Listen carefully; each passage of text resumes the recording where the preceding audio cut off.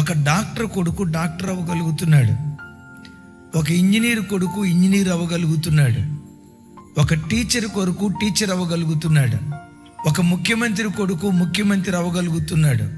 బాధ, భక్తి కలిగిన తల్లిదండ్రుల పిల్లలు భక్తిపరులు కాలేకపోతున్నారు.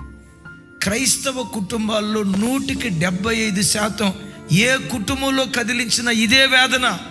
అమ్మ ప్రార్థనా పరురాలే, నాన్న దేవుడంటే పిచ్చి ప్రేమతో బ్రతికేవాడే, కానీ ఆ భక్తి జీవితం పిల్లల జీవితాల్లో మనం చూడలేకపోతున్నాం.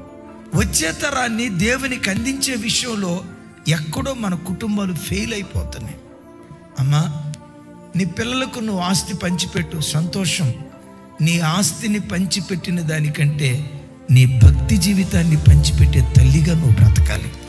దేవుడంటే నీ గుండెల్లో ఏ పిచ్చి ప్రేమ ఉందో ఆ దైవభక్తి నీ పిల్లలకు నువ్వు పంచిపెట్టగలిగితే నిన్ను మించిన ధన్యజీవి భూమి మీద ఇంకొకళ్ళు ఎవ్వరూ లేరు. కానీ బైబిల్ చరిత్రలో కూడా చూస్తే వాళ్ళ తల్లిదండ్రులు కళ్ళారా చూశారు. ఎర్ర సముద్రం 2 పాయలు అవ్వటం, 40 సంవత్సరాలు అరణ్యంలో తన ప్రజలను దేవుడు పోషించటం, ఆకాశం నుంచి మన్నాను కురిపించటం, సముద్రంలో నుండి పూరేళ్లను రప్పించటం, బండలో నుండి నీటి ఓటలు ఉబకటం. 1, 2 ఈ అరణ్య యాత్రలో దేవుని అద్భుతాలు చూశారే, దేవుని మహత్కార్యాలు చూశారే. ఆ తరం వాళ్ళు, ఆ పితరులు దేవుని దగ్గరికి చేర్చబడ్డారు.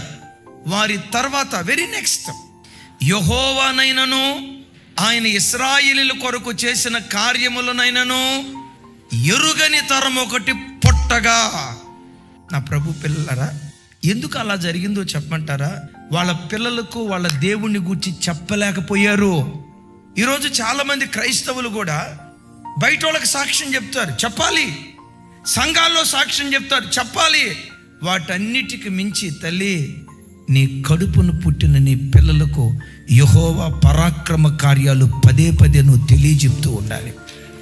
ఏ శూర కార్యాలు దేవుడు నీ జీవితంలో జరిగించాడో, ఏ అద్భుతాలు నీ జీవితంలో జరిగించాడో, పేద స్థితిలో నుంచి దేవుడు లేవనెత్తి ఈరోజు ఈ స్థితిలోకి దేవుడు ఎలా నిన్ను నిలవబెట్టగలిగాడు నీ పిల్లలకు చెప్తూ ప్రతి క్షణం తులైనా కాకపోయినా నాలాంటి భక్తి పరులుగా నా పిల్లలు బ్రతికే కృప నాకు దయచేయ్యా. నా మీద ఉన్న భక్తి నా పిల్లల మీదకి వచ్చేటట్లుగా అలాంటి కృప నాకు దయచేయ్యా అని.